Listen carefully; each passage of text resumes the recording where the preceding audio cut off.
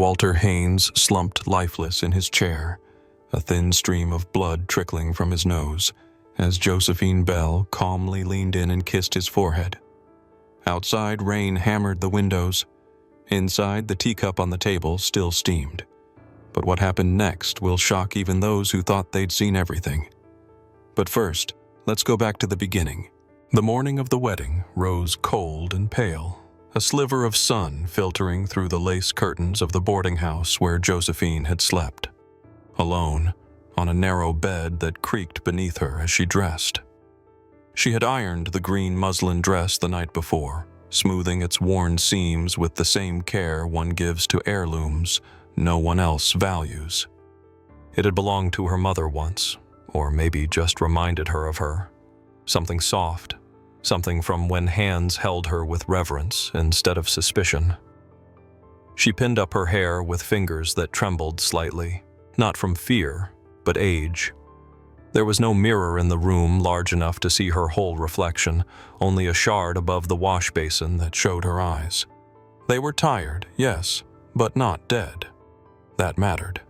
She had long since learned that dignity began in the gaze, not the gown.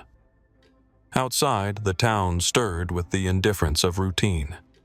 A man swept the saloon porch with rhythmic strokes, pausing to spit into the dust as she passed. A boy selling apples glanced up, then away, pretending not to recognize the woman the town had been talking about for days. "Old Josie Bell," they said. "Too proud to die, too plain to wed." But she kept walking, holding her bouquet of wildflowers, yarrow, Queen Anne's lace, and one stubborn marigold, as though they had been chosen for her by someone who knew her favorite stories. Not a single person offered to accompany her, though she'd mailed the invitations herself, 3 dozen of them. She had sealed each one with wax, a shaky monogram pressed in the center, telling herself that people had simply forgotten to RSVP. The church loomed ahead, whitewashed, silent. The Reverend stood out front in his black coat, watching her approach with an expression that was neither warm nor cold, simply blank, as though he'd officiated the burial of a neighbor's dog. Walter arrived 5 minutes late, the clop of his horse louder than his greeting. He didn't offer an arm. He didn't meet her eyes. "Let's get this over with," he muttered, and she nodded once, without a tremble. Inside the church, the candles flickered nervously against the wood-paneled walls. No organ played. No pews creaked with the weight of guests. Only silence bore witness as vows were exchanged. Hers steady, his muttered. When the Reverend cleared his throat for the kiss, Walter turned away, fixing his tie as if swatting a fly. Josephine lowered her gaze, but did not flinch. The bouquet wilted slightly in her hands. Still, she stood with her back straight, the faint scent of yarrow mingling with candle wax and cold dust. The world didn't clap or smile or weep. It simply waited. Then she turned, walked down the aisle by herself and into a life she would make her own, one slow, deliberate step at a time. The cottage by the stream looked like something from a painted memory, its whitewashed walls trimmed with ivy, its windows always fogged with the scent of something warm, something ancient. Josephine Bell kept the place immaculate. She swept the porch every morning before sunrise and placed stones along the garden path with the same precision as a watchmaker. Lavender and calendula lined the walkway, neat as stitches, while fat bees hummed through the dill and marjoram like they belonged to her. Inside, time moved slower. The kitchen was her sanctum, wooden shelves stacked with jars labeled in careful cursive, dried herbs hanging like little ghosts from the rafters. A cast-iron pot lived on the stove, always brimming with broth or stew, thick with root vegetables and meat that fell apart under the spoon.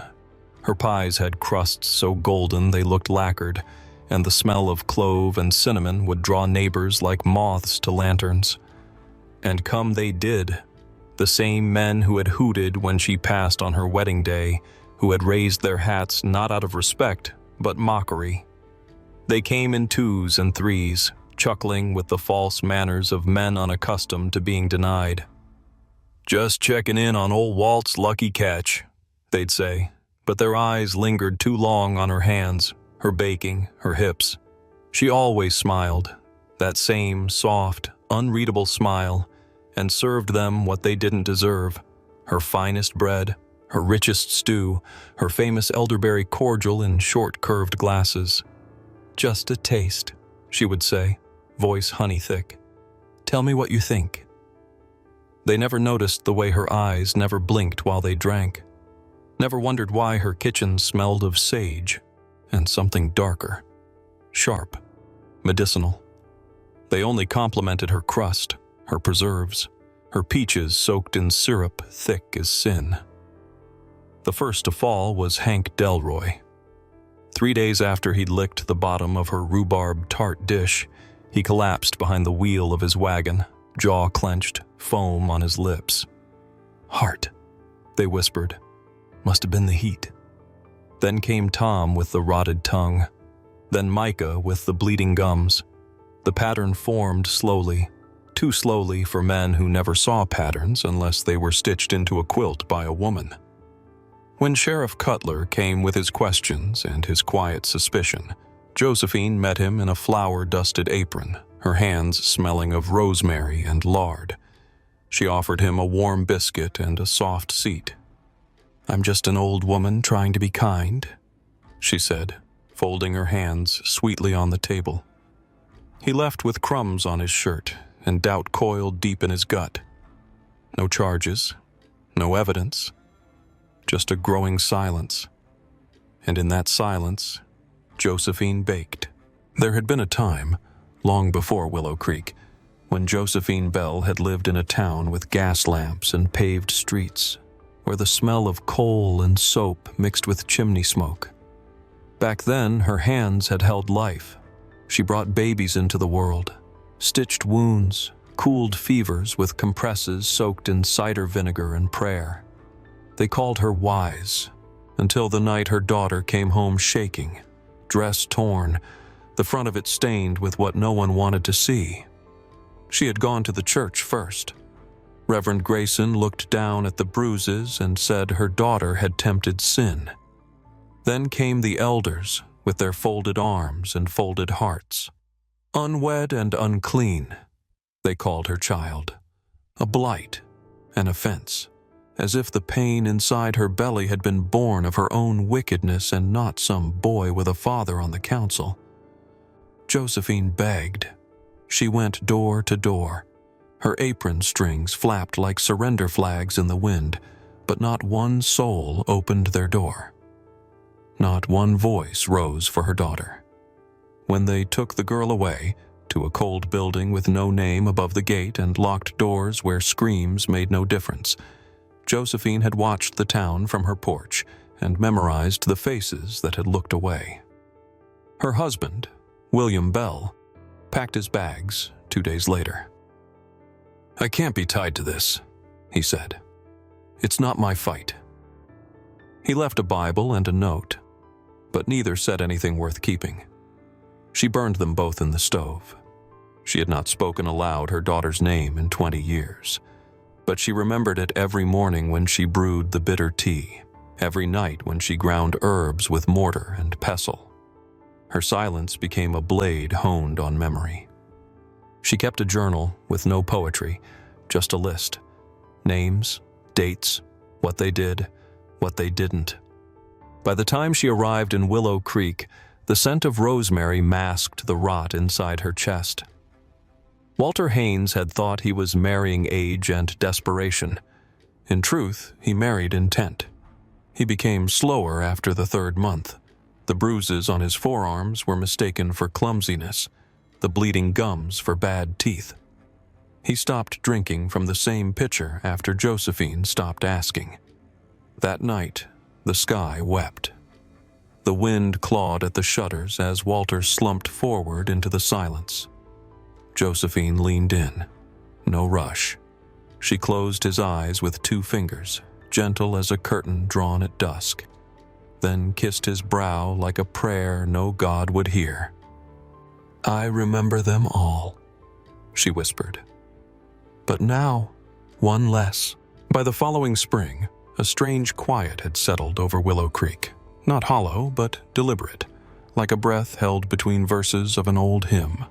The men no longer lingered on porches with their boots propped up, spinning stories at the expense of others. Their laughter, once sharp and careless as broken glass, faded like tobacco smoke into the rafters of the saloon. No one mentioned the funerals anymore. No one asked why they had all happened so close together. Silence, in time, became easier than suspicion. Josephine Bell's garden began to grow in ways the town could not explain. Lavender bushes swelled along the fence. Beans climbed up the porch rail as if summoned by the echo of her humming. Her gate, once closed to everyone but ill-intentioned men, now creaked open each afternoon to the soft shuffle of women's shoes, some worn thin with grief, others still polished by habit. They came without fanfare. A widow with shaking hands brought tea leaves. A quiet woman from the butcher's end of town carried her grandmother's jam jar. They brought their silence, their memories, their aching backs and broken trusts. And Josephine, never one for speeches, offered chairs in the sun and cups of tea that tasted of something wild and kind. There was no talk of revenge, no mention of what had passed. Only hands busy with mending, and mouths soft with stories not told in years. They laughed, but it was the kind of laughter that healed rather than harmed, low, rippling, and respectful. Some wept, some sat without speaking at all, their eyes on the rows of sage and thyme, as if they were watching something bloom in themselves. The sheriff returned once, stiff-backed, hat in hand, eyes darting toward the shadow of the kitchen window. He asked a few questions with a voice that faltered, unfit for the calm that met him. Josephine offered him tea and a leather-bound book filled with spidery ink and stains from raspberry preserves. "Sometimes," she said, with a glance that held centuries, "bitterness is the only spice left in the cupboard." He left without drinking. When Josephine Bell passed, she did so as she lived, quietly, without spectacle, a quilt over her knees and her hands folded in her lap. Her journals, neatly stacked on the shelf behind the stove, contained no confessions, no apologies. Only recipes, and a list of names, each crossed out in the same clean hand, as if she were marking items off a grocery list. The women of Willow Creek buried her beneath the wild lilacs by the stream. On her stone, they carved not scripture, but truth. They thought I was just old, but I was old enough to know better.